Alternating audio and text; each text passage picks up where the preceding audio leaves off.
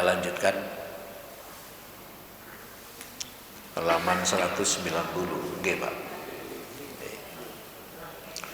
Lebih utama memakamkan jenazah di pekuburan. Di pekuburan itu ya memang disediakan untuk memakamkan jenazah. Berkata Ibnu Qudamah, itu pengarang kitab Al-Mughni itu, memakamkan mayat di pekuburan muslimin lebih utama menurut Abu Abdillah dari memakamkannya di pekarangan rumah. Tuh. Di beberapa daerah itu kan ada makam itu ya tidak di pemakaman umum, tapi di sekitar rumah. Di mana Pak itu, Pak? Jawa Tengah ada itu, Pak ya. Gitu. Ya soalnya tanahnya ombo-ombo.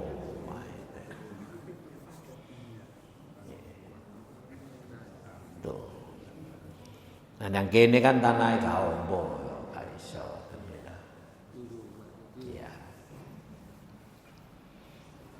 Bahkan pemakaman sekarang pun juga sudah banyak yang hampir full gitu ya Pak ya.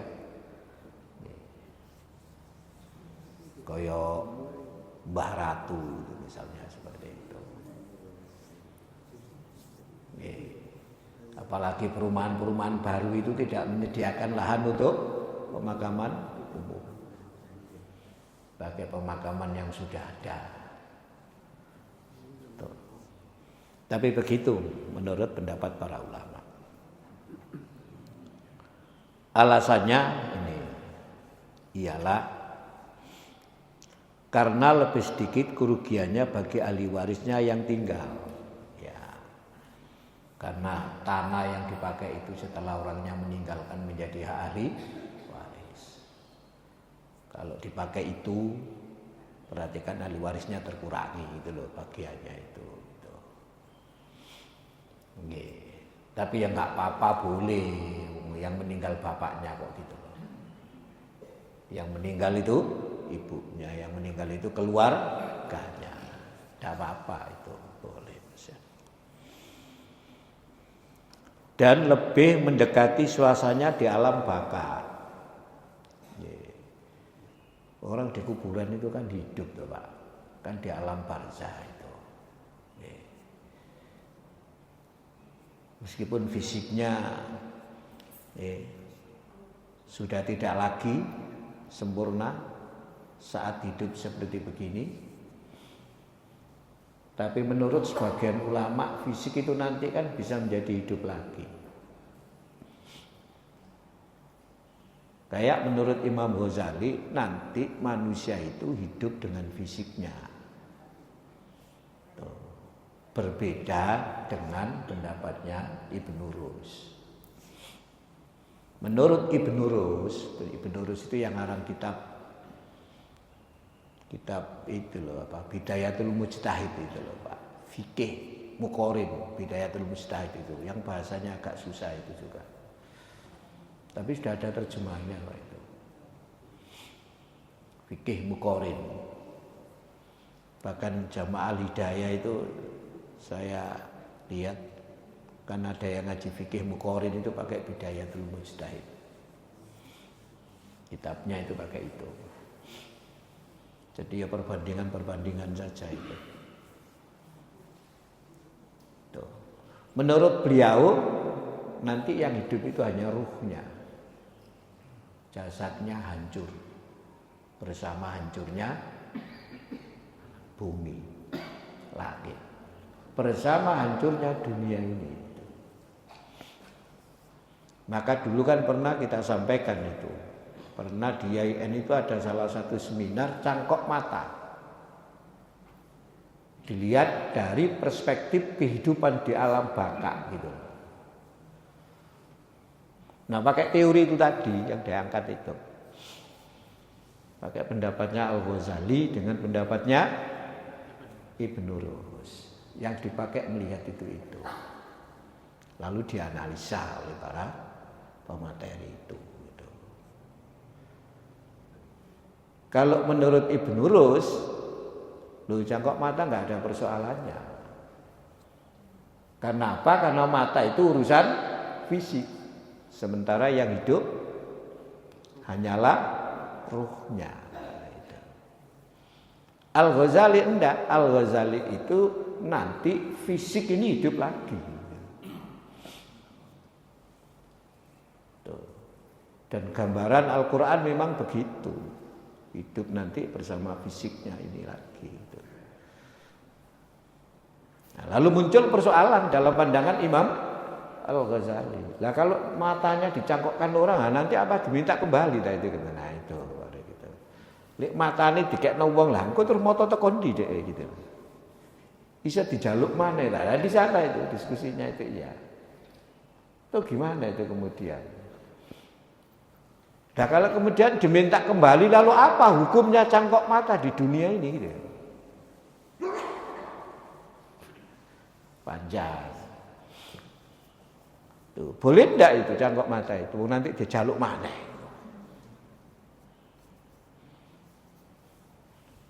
Nah itu. Jadi begitu para ulama itu. Karena itu kalau dalam perspektif Ibnu Rus,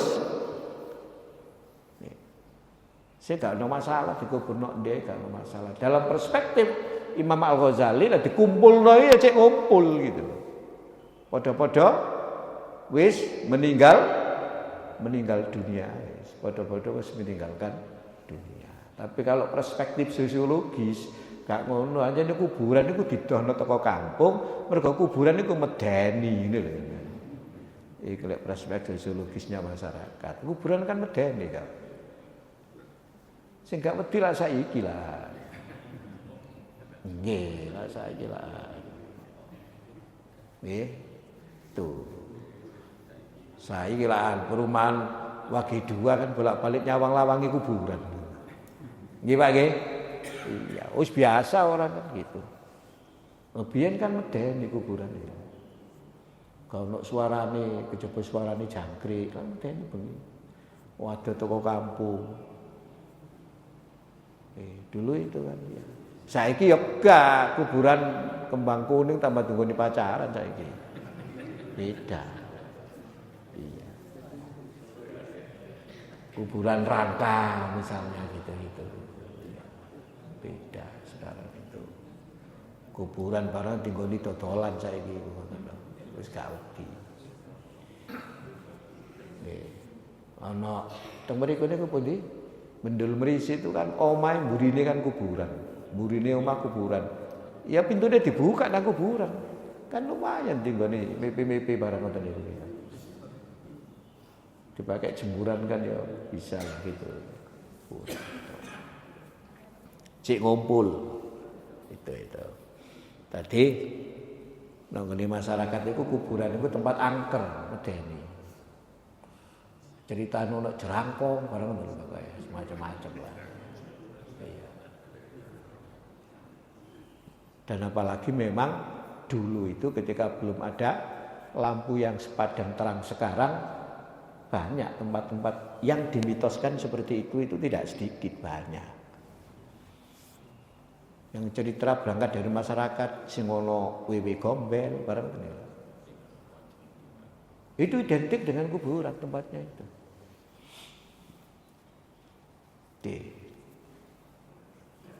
Tidak hanya itu juga yang kemarin sudah kita bahas kuburan juga sering dihormati berlebihan.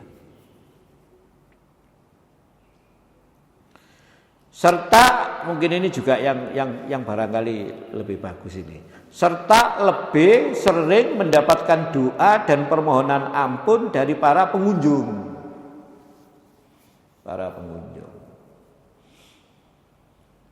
Orang mengunjungi kuburan itu kan ada syariatnya. Ziarah kubur itu kan ada syariatnya, Pak. Doanya ada yang diajarkan Rasulullah. doanya ada. Berziarah di makam Rasulullah juga doanya sudah diajarkan oleh Rasulullah. Itu. Meskipun kemudian berkembang dengan bacaan-bacaan tertentu yang kemudian bacaan-bacaan itu ya direspon oleh para ulama tentang hukumnya bagaimana yang seperti itu gitu loh.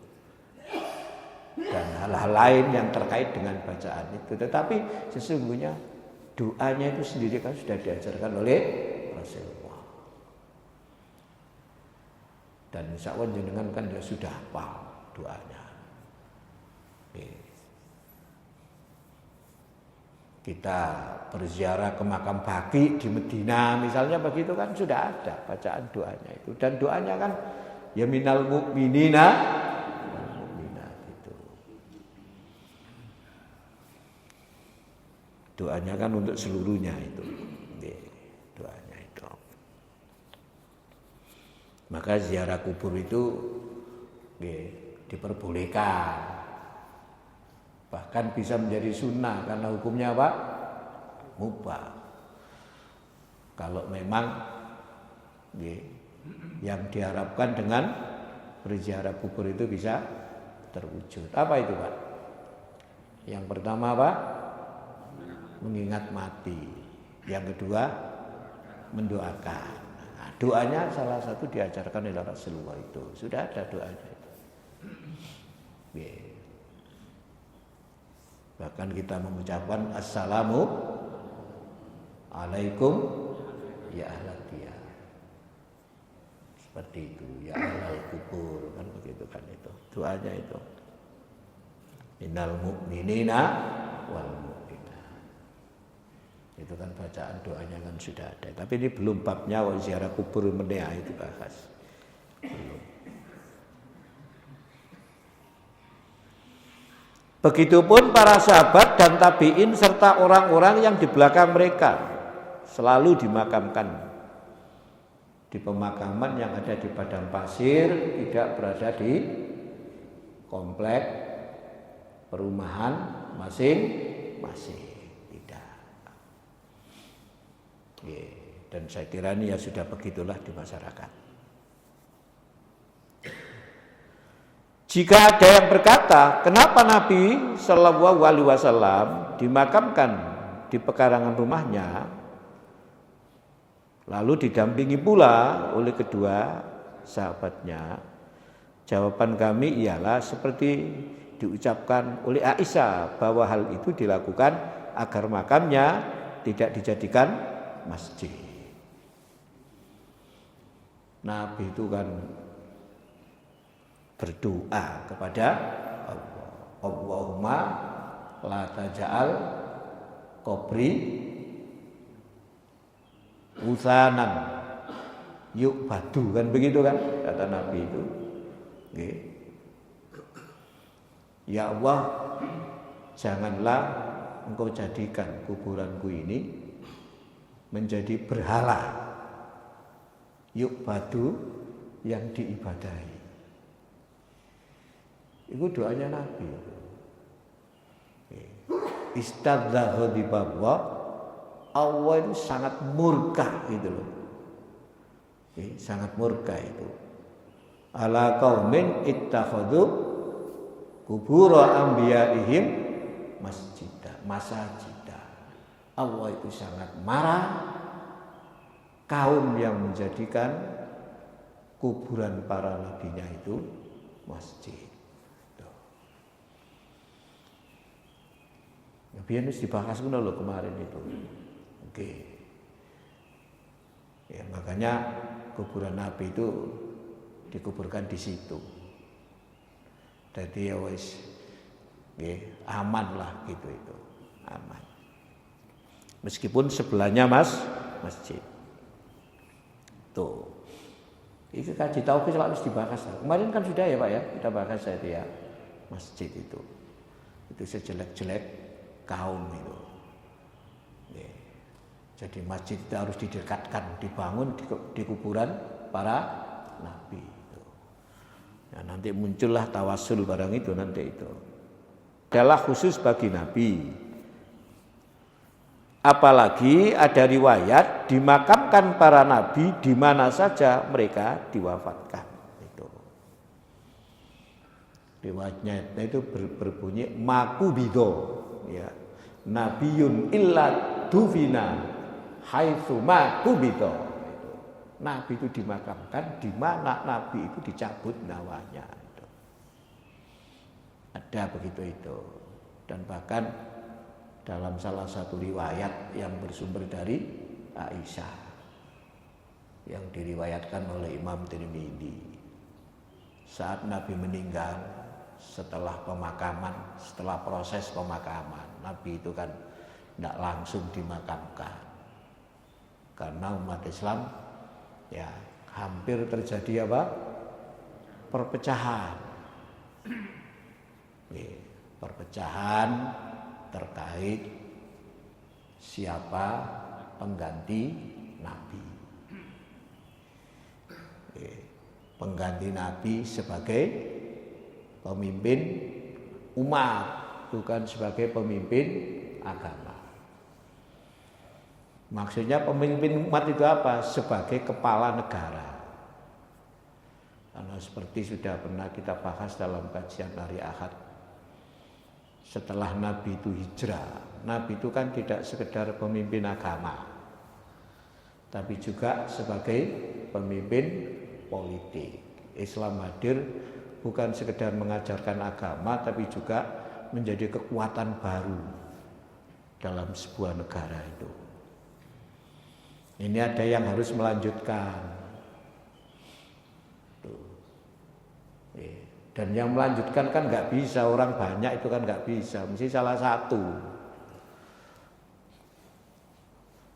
Kalau melanjutkan tugas kerisalahan Nabi itu kan memang tugas kita. Tuh.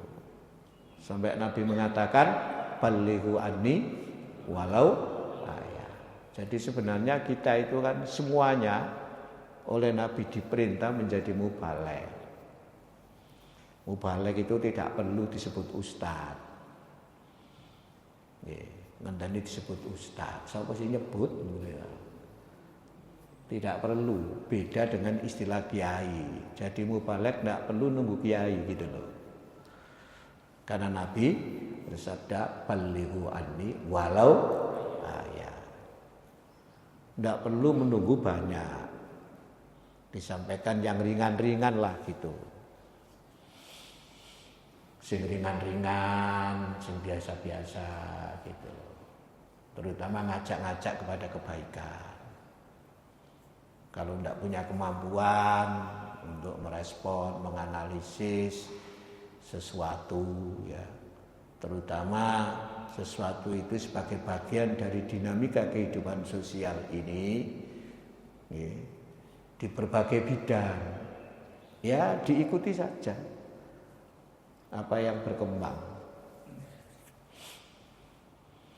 Mungkin sampean membaca fatwa MUI itu bahwa jamaah haji yang mendapatkan apa Pak? Support dana,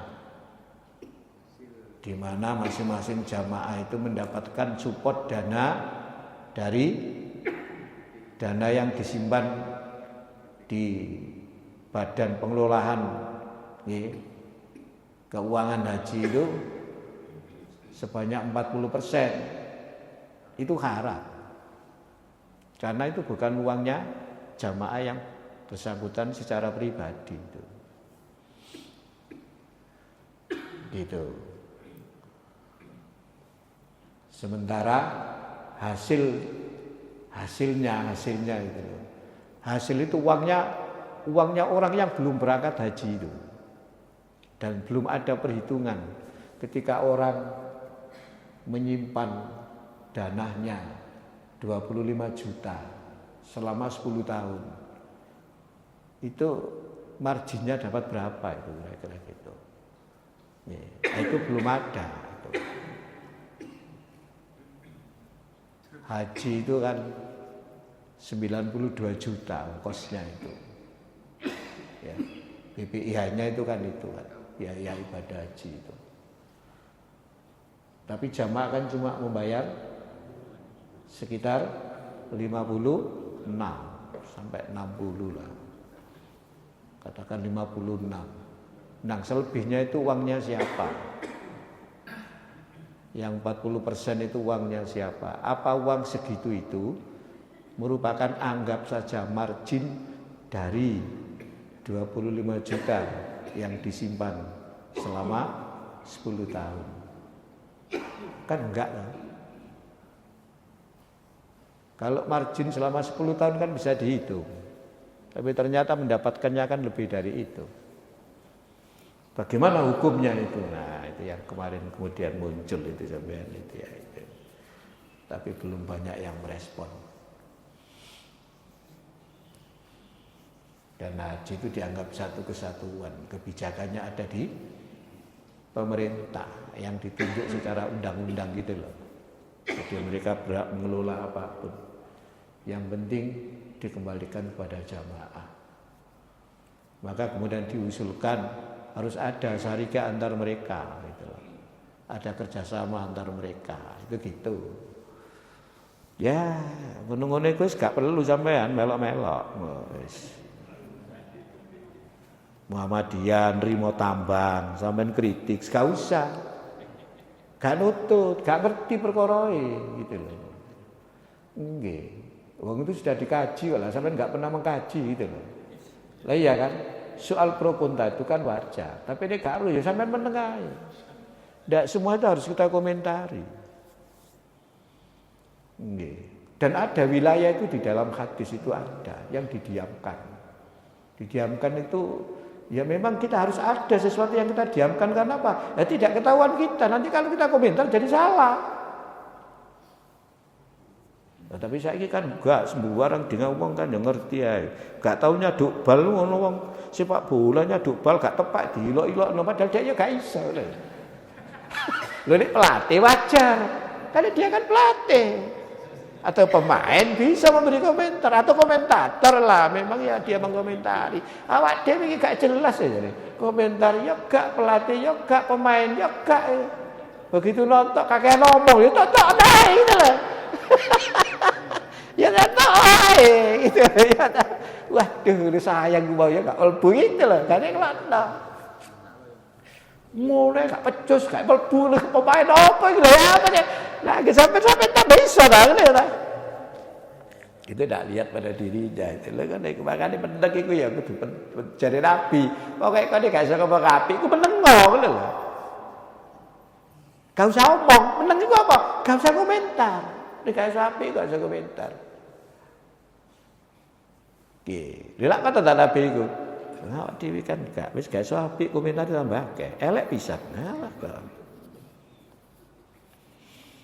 Dan ini balik nang Nabi mau niki. Akhirnya kan yang ditunjuk sebagai khalifah itu siapa? Abu Bakar. Itu dalam pertemuan yang sangat alot. Di suatu tempat namanya apa? Saqifah Bani Sa'idah. Nah, tempat itu sampai sekarang itu masih ditanami pepohonan. Tempat itu.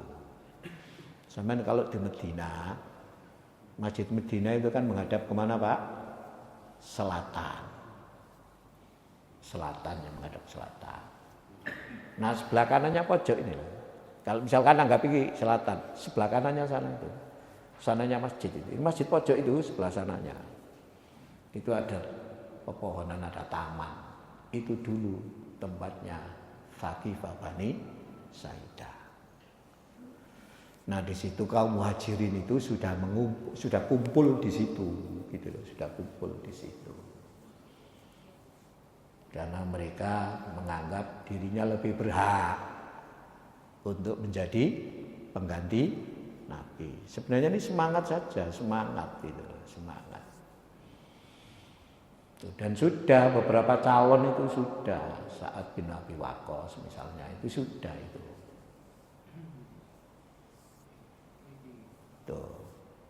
Setelah mendengar itu baru kemudian sahabat-sahabat besar itu Abu Bakar, Umar, Utsman dan lain-lain datang bergabung.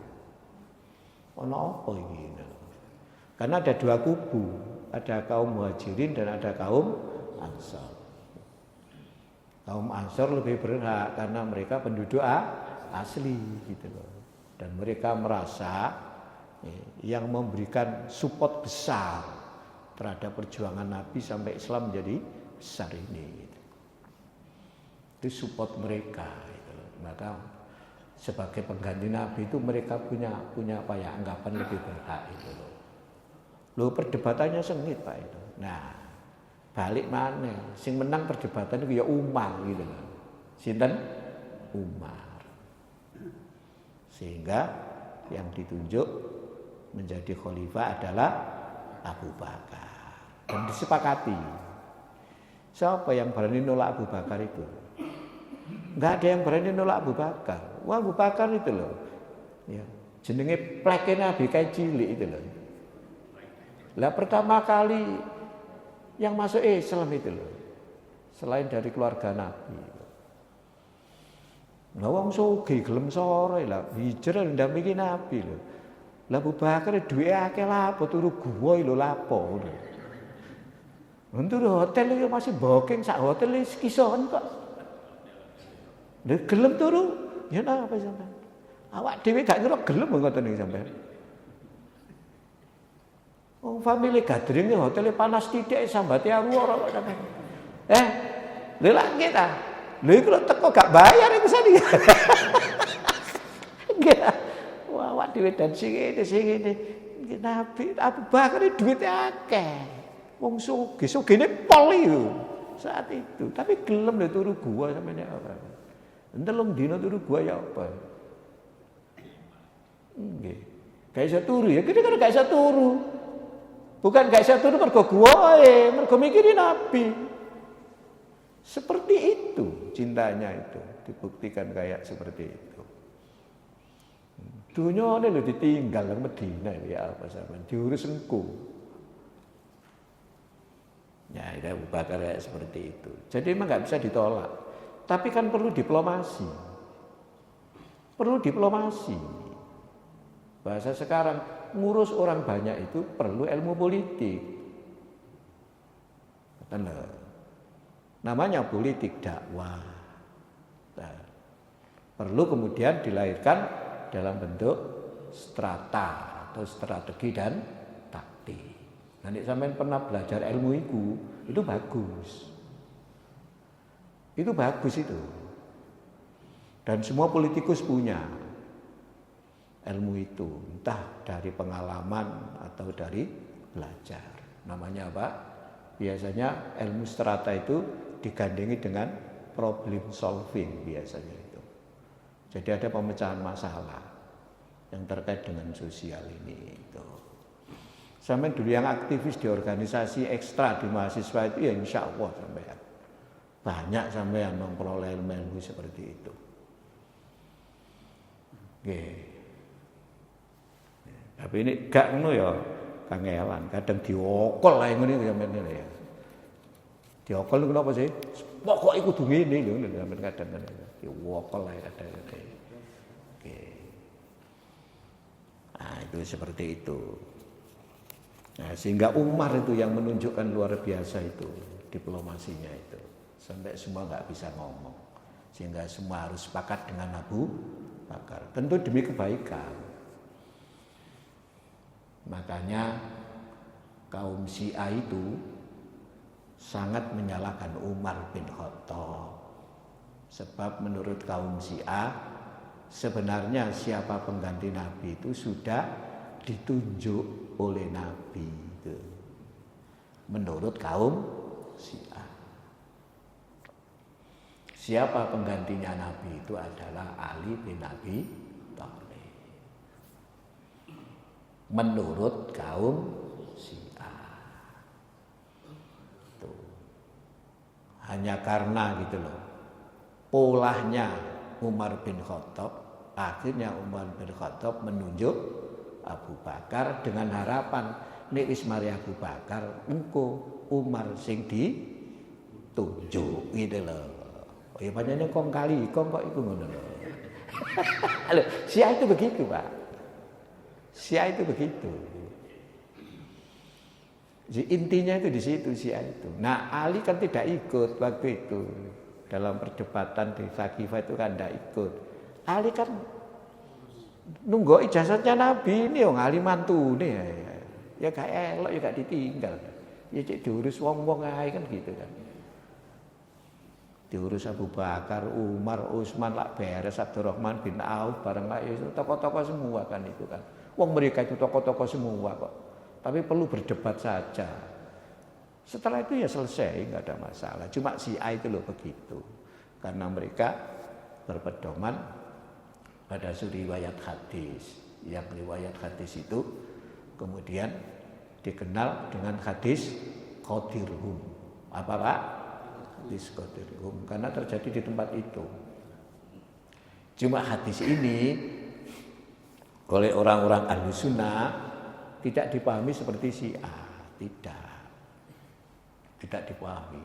Jadi ini perbedaan hadis. Karena itu mereka tidak mau menerima hadis yang bersumber dari mereka-mereka ini, dari sahabat Abu Bakar, nggak mau. Muncullah kemudian kelompok konsep dalam Quran itu apa? Ahlul Bait. Di Quran kan ada itu, Ahlul Bait itu. Muncullah di hadis Ahlul Bait. Nah, kemudian dalam perkembangan berikutnya Ahlul Bait ini menjadi dzurriyyah Nabi, apa?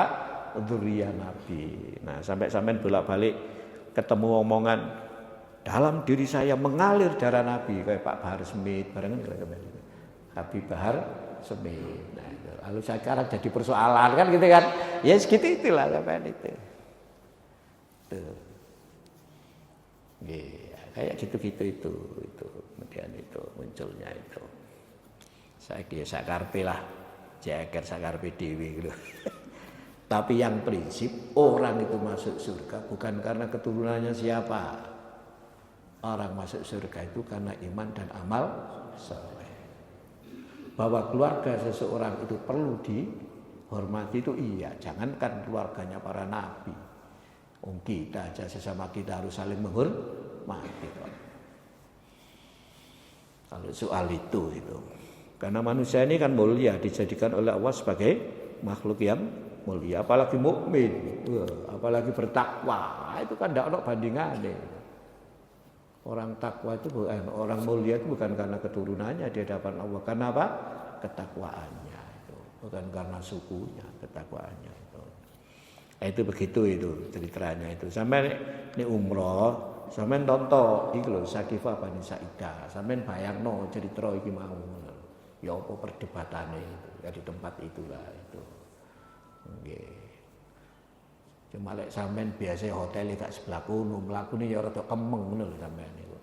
Nek cedhek kono ya bolak-balik rono kene rek biyen terjadi perdebatan. Nah itu kalau sekarang ya, sekarang itu konsepnya mereka-mereka yang mengadakan rapat itu dalam konsep teori tata negara Islam namanya Ahlul Halli wal Aqdi.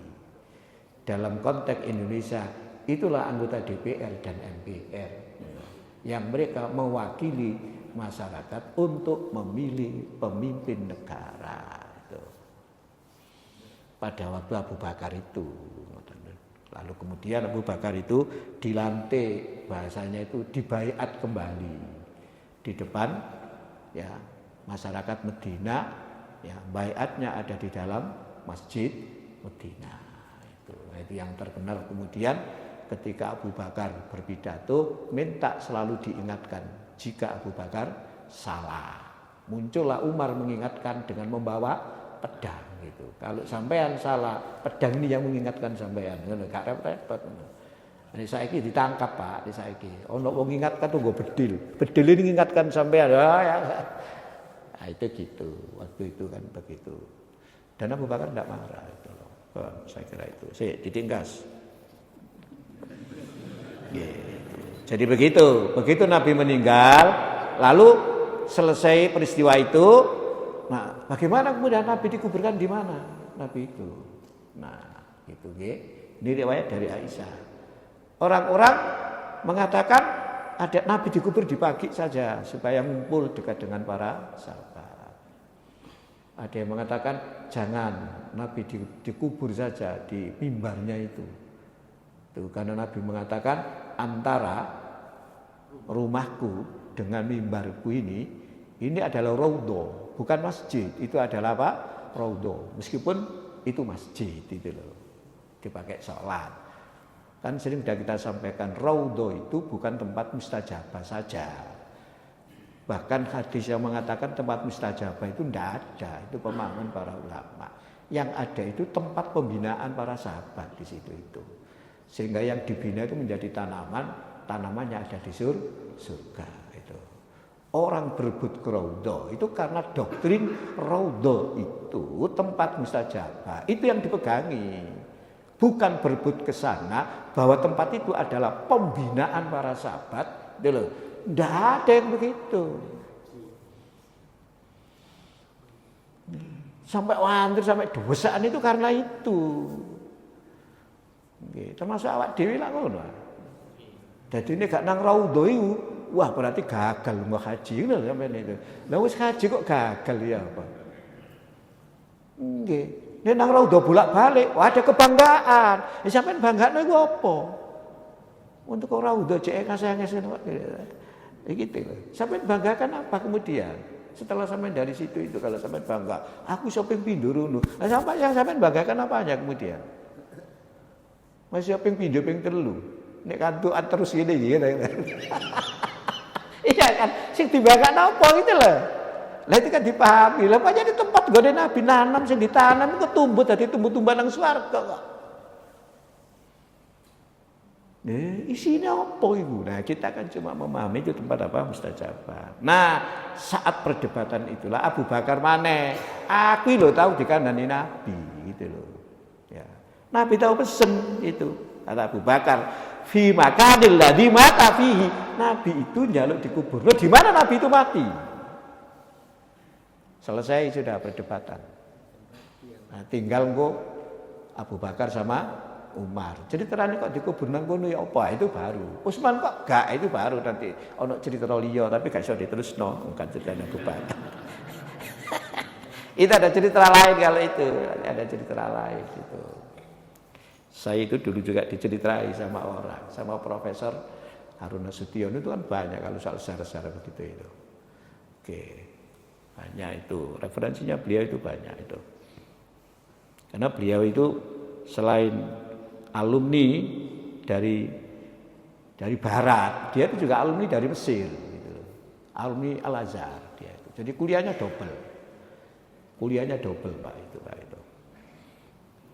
Awak dhewe kan gak double, gak jelas bareng lho awak dhewe. Pokoke sepenting kuliah ngono ngoten nggih.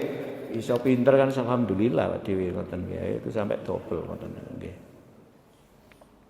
Juga untuk menjaganya dari banyaknya orang yang lewat dan untuk membedakan dari orang-orang lain. Jadi memang ya harus dijaga.